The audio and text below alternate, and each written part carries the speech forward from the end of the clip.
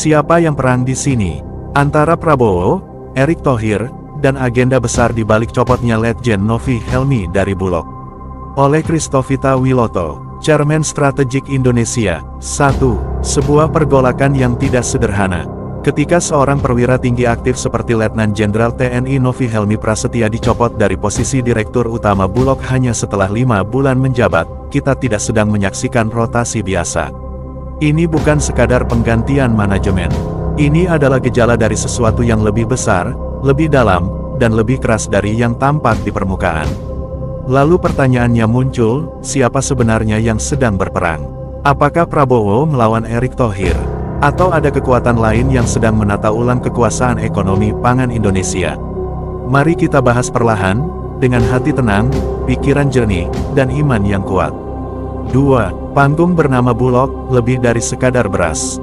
Perlu kita pahami bersama, bahwa Bulog bukan hanya soal urusan logistik pangan. Bulog adalah panggung kekuasaan yang menyangkut ketahanan nasional, karena perut rakyat adalah soal hidup mati. Aliran dana besar, karena pengadaan dan distribusi beras menyentuh triliunan rupiah. Persinggungan antara militer, pengusaha, mafia pangan, dan politisi. Sejak awal, penempatan Letjen Novi di Bulog adalah keputusan Presiden Prabowo Subianto yang ingin mengembalikan kontrol pangan nasional ke tangan militer. Tujuannya jelas, menghilangkan permainan kartel beras, membersihkan jalur distribusi, dan memotong tangan-tangan kotor yang selama ini membuat rakyat lapar di tengah lumbung padi.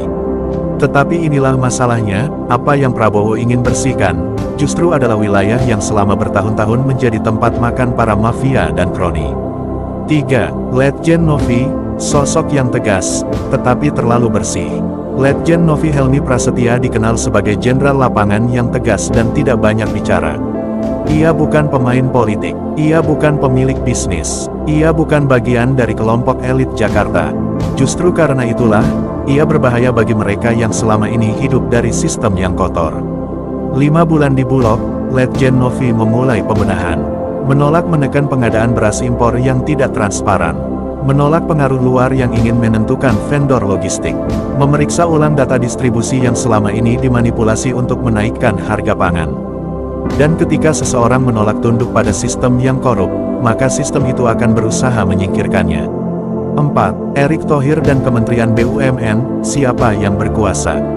Copot-mencopot direksi BUMN adalah wewenang Menteri Badan Usaha milik negara. Maka tidak mungkin Letjen Novi dicopot tanpa tanda tangan dari Erick Thohir. Pertanyaannya, mengapa Erick menandatangani surat pemberhentian tersebut? Ada 2 kemungkinan. Pertama, Erick memang mendapat perintah langsung dari kekuatan lama, baik politik maupun ekonomi, untuk segera mengeluarkan Letjen Novi sebelum ia menyentuh sarang penyamun. Kedua, Erick sedang bermain aman, ia tahu bahwa jika Letjen Novi dibiarkan terus, maka akan terjadi benturan terbuka antara kubu bersih dan kubu busuk dalam sistem Bulog. Dan itu akan membuat semuanya terbakar, termasuk dirinya sendiri. Namun ada satu kemungkinan lain yang lebih dalam, Erick sedang terlibat dalam perebutan pengaruh ekonomi pangan melawan Prabowo. Dan pemecatan Letjen Novi adalah bagian dari pembukaan babak perang baru antara 2 tokoh besar ini. 5. Apakah Prabowo marah? Prabowo Subianto, sebagai Presiden dan Panglima tertinggi TNI, tentu tahu apa yang sedang terjadi. Dan tidak mungkin ia tidak tahu bahwa Letjen Novi adalah orangnya. Maka bisa kita duga bahwa pemecatan ini tidak atas restu langsung Prabowo. Artinya, Erick Thohir sedang bermain di luar garis Presiden. Dan ini bisa menjadi awal dari perpecahan internal kekuasaan. Bila Presiden diam, artinya Prabowo memilih menyusun strategi. Bila Presiden bertindak, maka bisa saja Erick akan menjadi target koreksi berikutnya. 6. Siapa yang diuntungkan dari pemecatan ini? Mari kita buka kemungkinan berdasarkan fakta yang kita lihat selama ini. Kartel beras, yang selama bertahun-tahun bermain dalam sistem pengadaan dan distribusi, tidak senang dengan orang jujur di posisi puncak Bulog. Mafia pangan, yang biasa mengatur pasokan, kelangkaan, dan harga, tidak ingin rantai uang mereka dipotong oleh seorang jenderal. Oknum di kementerian, BUMN, dan partai politik, yang mendapat bagian dari proyek-proyek pengadaan, tidak nyaman dengan sistem transparan yang sedang dibangun. Mereka semua ingin Letjen Novi turun. Dan kini mereka berhasil. Tapi mereka lupa satu hal, mereka sedang menantang Presiden Prabowo, yang bukan tipe pemimpin yang tinggal diam. 7. Apa dampaknya bagi rakyat? Ini bukan sekadar drama elit. Ini menyangkut harga beras yang tidak kunjung turun, petani yang selalu kalah dalam rantai pasok, rakyat kecil yang harus beli makanan pokok dengan harga mahal karena permainan sistem. Rakyat hanya ingin makan dengan tenang, tapi mereka dijadikan alat tawar-menawar oleh mereka yang berkuasa.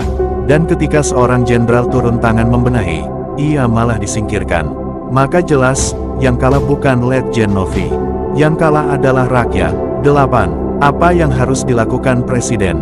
Ini waktunya Prabowo menunjukkan kekuasaan yang bersih, tegas, dan penuh keberanian. Tindakan nyata yang bisa dilakukan: menarik kembali Letjen Novi ke posisi strategis dan lebih kuat, memerintahkan audit besar-besaran atas seluruh kontrak Bulog 5 tahun terakhir, memanggil Erick Thohir untuk klarifikasi, bukan sekadar laporan basa-basi, menempatkan TNI dalam sistem pangan nasional, bukan untuk politik, tetapi untuk ketahanan negara. 9. Indonesia sedang disucikan. Apa yang terjadi hari ini bukan sekadar konflik jabatan. Ini adalah benturan antara terang dan gelap, antara sistem lama yang penuh korupsi dan sistem baru yang hendak bersih. Jangan anggap ini soal politik. Ini soal nasib anak-anak bangsa yang lapar karena harga bahan pokok tidak wajar. Dan ketika Allah berkehendak, maka mereka yang jujur akan kembali naik, dan mereka yang rakus akan dipermalukan oleh tangan sejarah. Letjen Novi mungkin dicopot, tapi kebenaran tidak bisa dipecat. Dan Presiden Prabowo tidak akan diam selamanya. Rakyat lapar bukan karena alam yang kejam, tapi karena sistem yang dibajak. Christovita Wiloto.